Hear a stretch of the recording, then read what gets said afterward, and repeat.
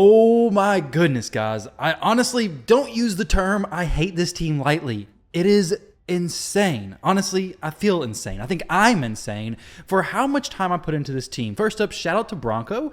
Without his idea in doing this, I would have never been here. I, no joke, have been working on this team for probably 24 hours. Obviously, I slept. Obviously, I've not been doing it the entire time, but I posted to Discord yesterday a team that I had finished out. I'll show you guys the screenshot in just a moment, but it was at 8:32 p.m. It is currently 5:06 p.m. That screenshot I took was from my mobile, so my phone. I didn't record the run because it wasn't on my PC, and I had been trying to get that run to work for at least 6+ hours before that. So now we're basically looking at 24 hours. And also, not only that, I probably have 10 hours plus of recorded Hydra footage. I had to delete a ton today because my 2 terabyte hard drive, I did not spend that much on it, but it was completely full. So I had to remove some of it. Granted, I got some videos I need to delete anyways, but all of this is the Hydra runs I was recording. This team, if you're wanting to get into normal, not a problem. Hard, it's easy. Brutal, a cakewalk. Nightmare, it's a nightmare, guys. It is literally a nightmare. I'm surprised I didn't have nightmares last night. Now, the team that I had ran yesterday, let me show you what this looked like. I was super impressed. 2.93 billion damage, no Krisk in sight. We have Emic, Demytha, Wixwell, Yannica, Brogni, and Nia. However, I do not recommend anybody whatsoever with a shred of sanity left to try this team because you will lose it. That's really all there is to it. This team, I don't know how it worked on my phone, but every single time I tried it on my PC, it wasn't working. We're having problems. I can go over all the problems you have, but to be honest, if you're gonna do Nightmare, I really think for at least now, until other videos come out in the future, I think Krisk is really just gonna be the way to go. If you don't have Krisk, I don't think I'd even fight for this team, honestly, because Demytha in this team is okay. You can block damage at the beginning. You can stagger the shield, have the shield grow a little bit better because the Hydra heads won't hit through block damage, but you can really only do one thing of block damage. If you do multiples, you stack up continuous heals. The buffs get a little bit weird. Now all of a sudden, all your champions have 10 buffs on them. They steal it randomly, and it becomes a problem. Brogni is very nice to have in this team, but if you use Brogni plus Krisk, and your Brogni is built to do good damage, well, now you start to kill the Hydra heads too quick. That was an issue I was having. I was killing them too quick at one point, which the shield, it was around turn 80 or so. The shield wasn't getting big enough, and I ended up going to my Discord posting, why is this not working? So this was yesterday at 5:52 p.m., actually 24 hours ago, basically. So I was posting, what's going on here? It's turn 83. We have Emic, what looks like a pretty big shield. Turn 83, Head of Mischief steals it. Finally, good to go. He spreads it, very good. And Yannica does a big nuke, and it is 2.7 million per head. So this was because I was using Brogni plus Krisk, getting through the heads too quickly, spawning Mischief too fast, and I've noticed that around turn 120 is the sweet spot. So in the run that I'm going to share with you guys today, whoa, okay guys, so I'm going to go ahead and cut the video here. So this is where you're at. I'm going to cut that. I'm going to save you all 36 minutes. We're going to finish this faster. I want to talk about the teams. This one you're seeing right here is the team that I used originally. Don't do it. I don't recommend it. It's not fun. It's not safe. But if you're somebody who, you know, don't really value your sanity that much, well, I want to go through how I actually built these champions for that team. Now, with that said, the team that I ran is using these champions. We have Emic, Krisk, Wixwell, Yannica, Tatura, Nia. Now, there's something that I learned. I'm going to leave a link down below with all of my notes for this team. This will be with the Demytha team. With this team, may want Nia in Provoke set, because if she's in Provoke set, she can actually provoke the Head of Decay and prevent him from casting Life Barrier as much, which could have been the difference in my team. Actually, several Provoke sets could be the difference between winning and losing. Several Provoke sets could help. Let's go ahead and, you know, actually type like we're just going to leave it, guys. It is what it is. It's HLEP today. So with that Demytha team, let's go through the champion builds, and then I want to talk about the Emic one and who can and cannot, sorry, not the Emic one, the Tatura one, and talk about who can and cannot be replaced. So in that's my PC logs currently. Where's the image that I had? Here we go. It's right here. So in the Demytha team, we have Demytha number 1. She's a different champion in the team versus the current version. So coming down here to Hydra battles, these are her stats. 273.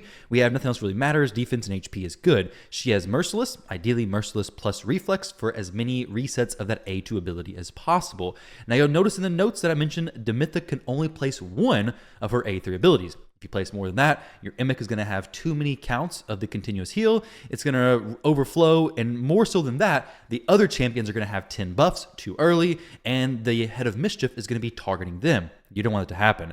So the next champion that's different between that team and the new one that I'm running is Brogni. So this Brogni was built for damage. You can't see it no more, but the good old preset manager, we can try the gear on.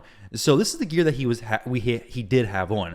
So he had lethal plus the stuff down here. Basically, all this build was doing is as much damage as possible with some good speed. I wanted to get those shields up and online as quickly as possible. The A2 from him helps out quite a bit. But to be honest, like I said, this Demytha team is very difficult to actually make work. Unless you can consistently control the Head of Decay, you're going to get life barriers like crazy, and you're basically at a race against time to beat the life barrier and actually do the damage. I don't know how this run was successful because I tried at least 5 more times after that, and I never got the success from it. But it is possible to do. But what I recommend more, if you do this team, to take these champions in the builds I'm about to show you and try to fit in a provoke set in place of a curse set. Try to get some more control. Maybe even drop some reflex and merciless in place of provoke, something like that, so you can actually get more provokes going through. If you're able to get her into the blessing, the neutralize blessing that allows you to place debuffs through Poison Cloud, that'd be great. She could place her decreased speed. It should be better performing overall.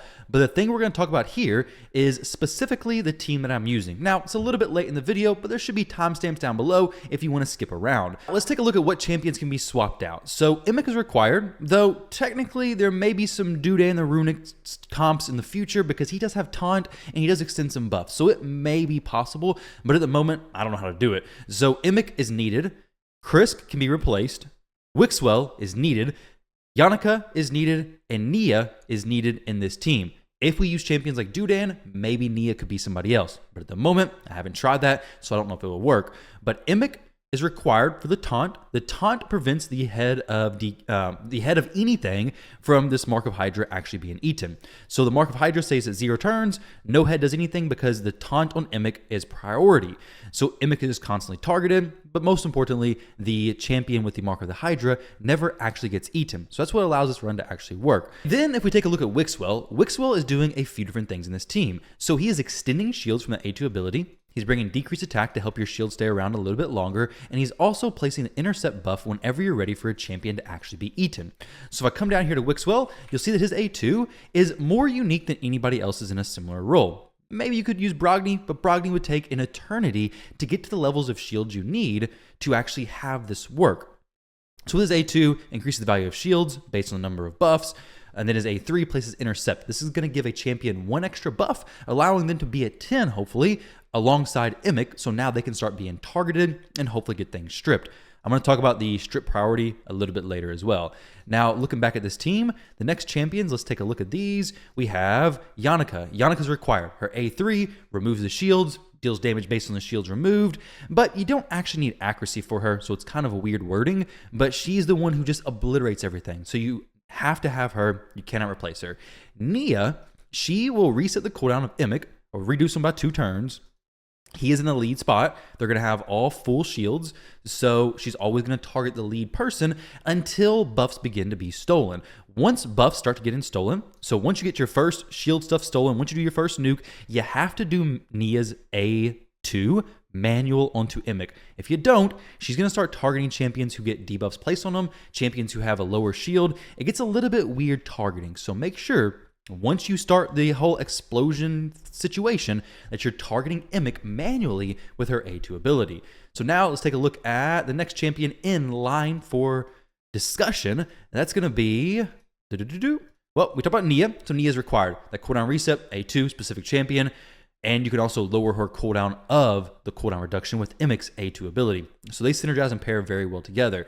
Plus Emic's unkillable, though to be honest, that's not super required because you have a shield big enough to make you unkillable essentially anyways. So now let's take a look at the other 2 spots that I did not say were required. That's going to be Krisk's spot as well as Tatura's. So Tatura is bringing the block buffs as well as a veil. He was Brogni in the other team. Brogni brings block debuffs as well as some extra shield growth. I believe Tatura, Duchess, or Brogni could go in this slot. I don't think many other champions could fit here. You want to have a block buff champion, ideally a veil champion as well, because trust me, if you finally kill the heads and the Head of Torment spawns and you have Brogni, well, you're going to have to reset your run because one fear can ruin everything. So Tatura or Duchess is who I recommend in this spot. Now for Krisk's spot, This could be really any buff extender. This could be Dudan, though his is at a 4-turn duration, so you want to stack as much Relentless plus Merciless as you could get on him. Plus, he brings some extra stuff, so you really may not even want to bring him. But you could go with basically any champion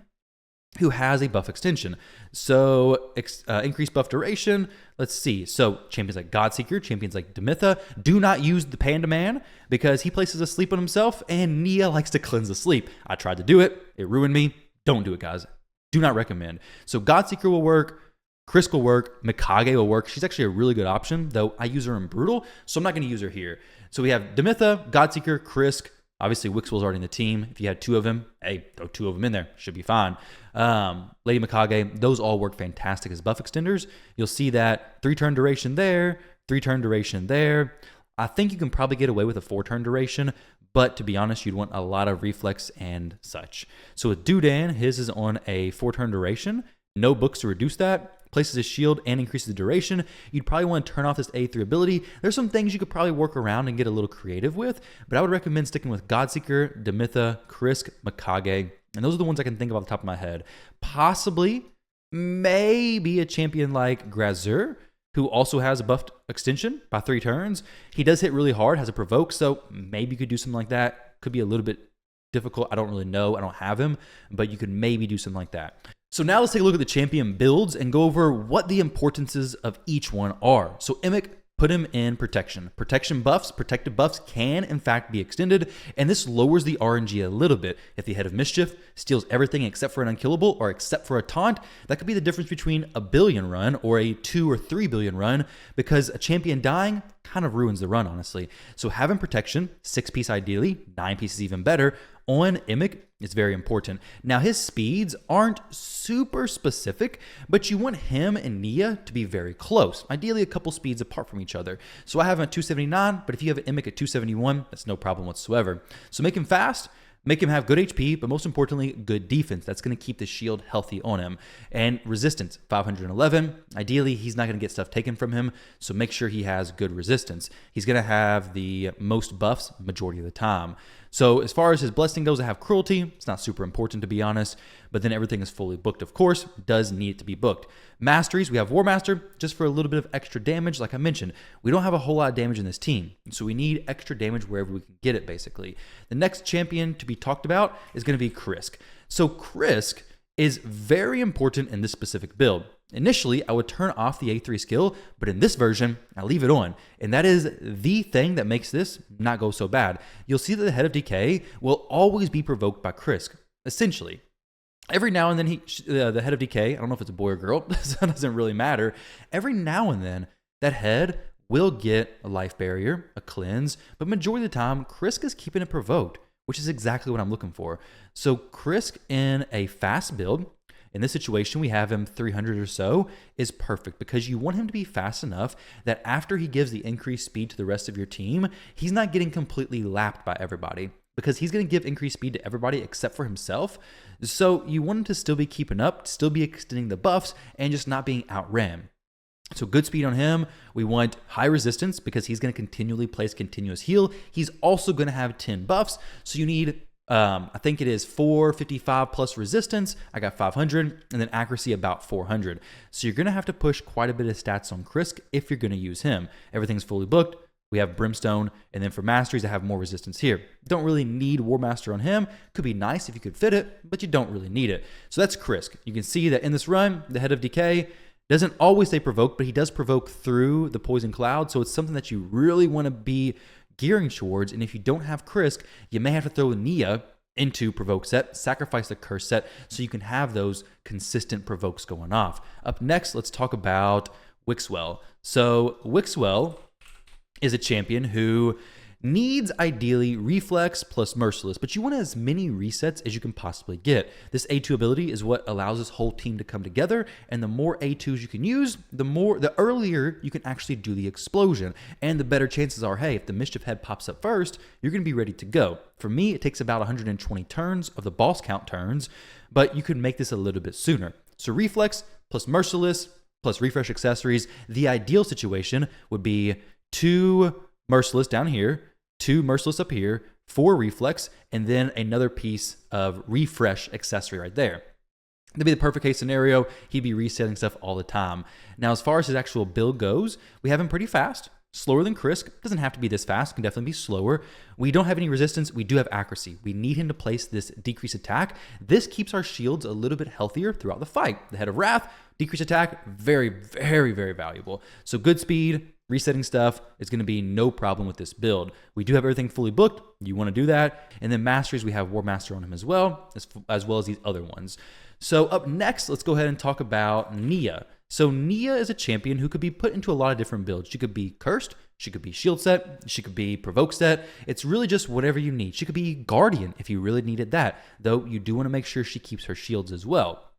If you're using Krisk, it's a little bit easier. If not, you got to be more careful with it because you do not want to ever drop the Shield Set. In this run with Krisk, he places his shield buff first, and then the shield set is second. Shield buff can be replaced, shield set can never be replaced. So we're going to drop the shield casted version first, and then it's going to be the shield set. But if you use a champion other than Krisk, it's going to be the shield set first, and then the casted shield after that. So like I said, you never want to drop that shield set. Right now, Wixwell is extending 2 shields. He's extending the shield set as well as the casted one. Now in this case, I have Nia and Curse set. You can see in my run that she did decent damage. But let's be honest, guys. If you're doing 2 billion damage, what's a measly 22 million, right? Yeah, it's basically one key nightmare. Not too far from it, but we don't really need that. So if you are having a hard time fitting a shield set on somebody, or if you need you need more provoke chances, well, throw that on her. Not a problem whatsoever. So with her build, I have her, like I said, very close to Emic speed. She's 274, Emic was 279. Doesn't have to be exact, but very close. We want her accuracy to be good. Ideally, it'd be closer to 400 to consistently land the decreased speed, but this is okay. It worked fine. 4,000 defense, once again, we want to keep the shields as healthy as we can, as long as I can. Revenge accessories where you can. Retaliation if you have it. Retaliation set is great for extra counterattacks, more chances at the A1 ability. And then ideally provoke, shield, something like that, give her more value in the team. Skills, everything's fully booked, needs to be. And then her blessing, ideally it'd be Neutralize, gives her a chance to place debuffs through Poison Cloud, the decreased speed specifically. I believe Provoke set can place through Poison Cloud anyways, but you guys can correct me if I'm wrong there. And then we have War Master plus everything else she has. Now, as far as the next champion we have in line is going to be Yannica.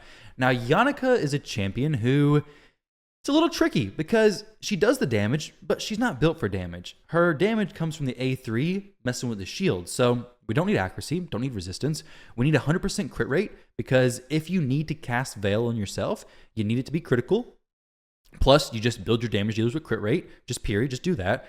Though I don't know if it's actually required, but if you want to test it, feel free. I didn't want to test it. I had enough fails. Wasn't going to test that. But you don't need accuracy. I did test that. That's fine. I used some with accuracy, used some without. The results were the same, I believe. Now, shield set, very important. Doesn't have to be on Yannica. It could be on a different champion. You could even throw her into a provoke set, throw Nia into a shield set. So now Nia is doing the shield. It's going to be a bigger shield, I believe. I think she has higher base HP than Yannica anyways. So yeah, a little bit higher. Yannica could be in a provoke set. She has a double hit A1 if she's under Veil. So now she has a pretty good chance consistently AoE. She's only using that A1 skill of getting the provoke to land on something. So consider doing that if you would like. So shield set, retaliation, revenge, more counterattacks, the better. We have her fully booked, though to be honest, she doesn't really need to be fully booked. It will help with this cooldown reduction, so you could get it up online quicker if you already use it once. But to be honest, she doesn't really need to be fully booked. So you could do 0 books with her for the blessings. If you wanted to get more damage, you could build something for more damage, cruelty, possibly crushing rend, maybe phantom touch. But to be honest, she doesn't really need to be heavily invested into. Most of her damage is coming from War Master. Other than that, she doesn't do a ton, outside from the big burst, of course. So that is Yannica's build done. Now let's look at Tatura. Tatura is a hero who, honestly, I don't think he needs this damage. I can rebuild him, rework him, retest him. But if you can't pull his damage off, I don't think it's required, honestly. I mean, he hits pretty hard. He does hit pretty hard, so don't get me wrong there, but I don't think it's required. Now, I do have his abilities turned off, except for the A1 skill, and I do manual 1 skill as well at the very beginning. Other than that, it's basically full auto up until the point of doing the big nuke. So with Tatura, The video's getting a little bit long. I need to hurry this up. So with Tatura, he hits for like 60k on that A1 ability. So it's nice. It's good damage, but he doesn't have to be super high as far as damage goes. As far as his total stats go, Hydra Battles, we have this setup. Like I said, it doesn't have to be that much damage. We don't need accuracy for him. We really don't even want it because that could reduce the accuracy of the Head of Mischief and could make your run even more challenging. We don't want to add more challenges to this. It's not the plan, guys. So this is his setup. Skills, fully book it. Honestly, doesn't really need it, to be honest. These abilities are going to be casted once and never casted again unless the stuff starts to get stolen. And then I do have Bulwark on him. This is to help Krisk keep his shield up because he's going to soak some of the damage on Tatura. So I'm trying to spread the damage as much as I can across the team, and this seemed to work the best. There was an issue with Krisk keeping his shield in the first few fights. So now we jump over to Hydra, make sure I went over everybody. So Nia, Tatura, Yannica, Wixwell, Krisk, Emic, went through everything. The speeds are all just 250. And then other than that, it's not like super specific builds. It's like, hey, mix and match these sets, get as much utility from these sets as you can, and then do the run. It should be relatively simple once you do this. I mean, the run isn't hard if you can make all this stuff work. The most important things at the very beginning is that your Tatura does his abilities in the correct order. Let me show you the presets real quick, and then we'll talk about the video a little bit more. So the presets for this team were as follows. Emic, 1 then 2. Krisk is open with this ability because I want his ally protection to be first. The reason for this is because you'll see that his ally protection went up first, and when the heads hit, okay, well, let's see. So when a head hits, an AoE head, Krisk is going to take a lot of damage. Nia is going to take 2 instances of damage. So let's go a little bit further in the line. Let's see if we get a head to actually hit here. So there we go. Krisk gets a bunch of damage. Nia gets a stack there, and then a stack there. What's happening here is that since Krisk placed that ally protection first, Nia is protecting Krisk. Krisk is protecting everybody.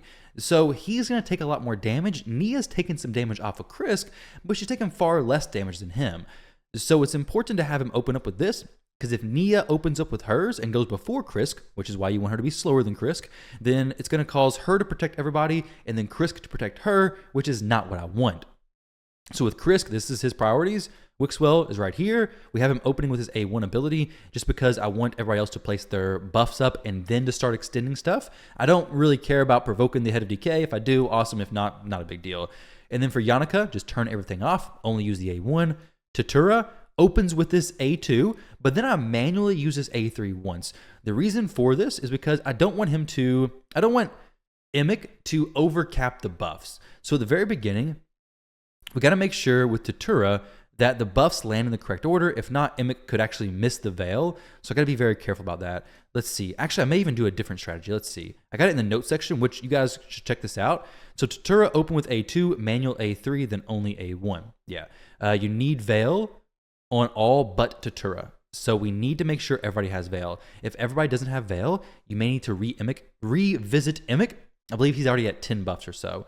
So we have Tatura's a manualed veil very soon, I believe. Let's see. So we start the fight. Let's see how this actually plays out. I'm hoping this video is going to be shorter than the previous one, but it may not actually be too much. Hopefully I can save you guys a decent chunk of time though. So he opens with that, the A2, I guess. And then I manual the A3 in just a few moments. So Krisk does his things, provoking the Head of Decay basically all the time. Awesome, awesome levels of control. The first thing that the Decay does doesn't really matter. It's okay. So I turn off there, manual Tatura's A3 one time, and then everything's smooth sailing from there basically. They're going to continually extend the buffs. Wixwell uses his buff extension. So now everything's looking pretty good, pretty solid. So that's why Tatura does what he does in that order. And then Nia, open with the A3, turn it off, prioritize number 2.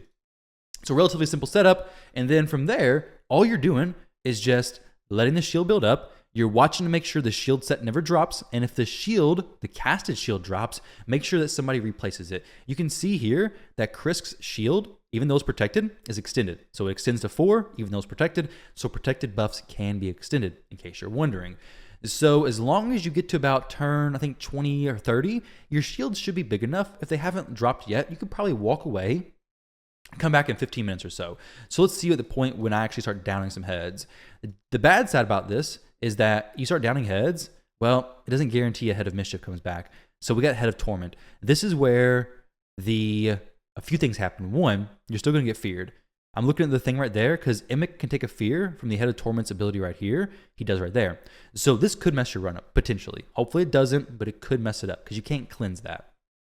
Except for with Nia's A2, but it may not land at the correct time. So with Tatura, you don't want him to be targeting this head right here, the Torment. You want to make sure that he is clicked on anybody else except for Torment. So we fast forward a little bit, and basically the Head of Mischief comes back. So whenever the Head of Mischief comes up, you want to make sure that if you're going to have, well, it's stolen from Emic, even though he had plenty of resistance, very weird stuff, but you want to make sure if it's stolen from Yannica, that she has Unkillable on her. Because if she hits into reflect damage, doesn't have Unkillable, she may kill herself. And you don't want it to happen, especially if her buffs are stolen. She's going to have no shield. And if she kills herself, well, your run ends there. You can drag this on for quite a while longer. And you'll see in this run, I drag it on quite a while. 2 more nukes, I believe. I could have gotten 3, but had some very bad RNG, unfortunately.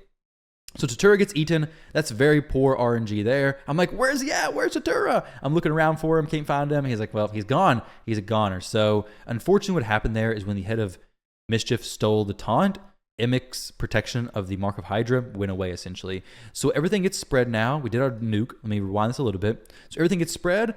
We have Unkillable on Yannica. There's also reflect damage up. So it doesn't matter now. We take 64 million damage. That didn't even dent our shield. That shield is massive. So at this point, the heads are fallen. We have 1 million damage dealt.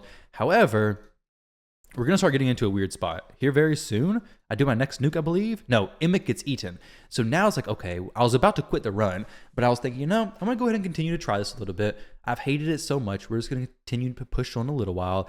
So at this point in the run, I have to make sure that Emic is always using his taunt and his A2, which he should do perfectly fine. But most importantly, I got to make sure Nia is always using her A2 reset on Emic. So when it gets to her turn to use that, I have to turn it off auto and manual it onto Emic.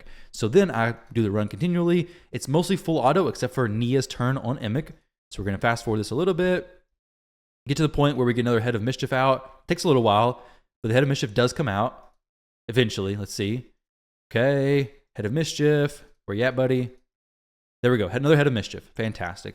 So now, whenever the Head of Mischief comes out, I'm looking for a champion I can put 10 buffs on. Didn't give me time. It's yoinked from Yannica. So with Yannica not having Unkillable, reflect damage is up. You do not want to nuke until you're able to have Unkillable up. So I actually delay the nuke 1 turn, I believe. Let's see. So it doesn't spread it yet. There's a few things that can mess this up. Life Barrier can mess this up, and as well as the cleanse, of course. Well, no, the thing is just Life Barrier. Life Barrier and Decapitated Heads, right? Those 2 things can mess it up.